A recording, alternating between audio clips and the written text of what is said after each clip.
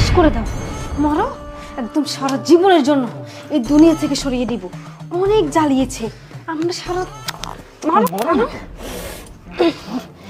আজকে তো তোমার এই পৃথিবীতে শেষ দিন, মনে হয় শেষ জান। হ্যাঁ যাক, আমাদের কাজ কমপ্লিট। এতদিন অনেক জ্বালিয়েছে আমাদের, আমরা একটু ভালোভাবে প্রেমও করতে পারিনি এই শয়তানটার জন্য। আজকে দুনিয়া থেকে চলে গেছি, আজকে আমরা স্বাধীন, আর কেউ আমাদের বাধা দিতে পারবে না। আর এই সব সম্পত্তি আমাদের। ঠিকই বলেছো, আজকে থেকে আমাদের পথের কাটা একদম পরিষ্কার। আচ্ছা শোনো, লাশটা কি করবো বলো তো? মারছি তো, কিন্তু এই লাশ যদি না সরাই তাহলে তো আমরা ফেসে যেতে পারি। আচ্ছা একটা কাজ করো, আপাতত খাটের নিচে রাখি, তারপরে না হয় একটা ব্যবস্থা করা যাবে। আচ্ছা ঠিক আছে, এক কাজ করি, আমরা লাশটা আপাতত খাটের নিচে রাখি। চলো। এখন আবার কি আসলো? আরে এই কে কে কে কে আসছে?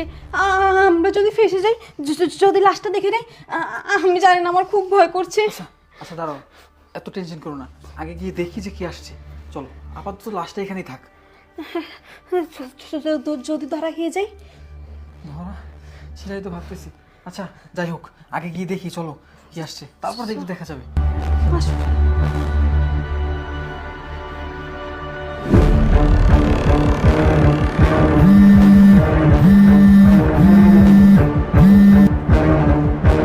হ্যাঁ বোন, তুমি আসছো?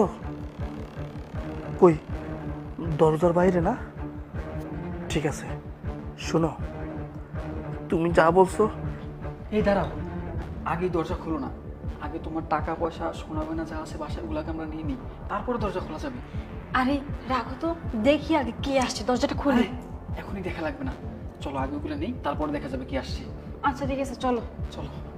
কিন্তু ওরা তো জানে না আজকে আমি বালিশে মাথা না দিয়ে বালিশের মধ্যে পা রাখছিলাম, আর ওরা ওরা মনে করছে ওরা আমাকে মেরে ফেলছে। বোন, তুই ফোনটা রাখ, ওরা মনে হয় দরজা খোলার জন্য গেছে। তুমি ফোনটা রাখো, তুমি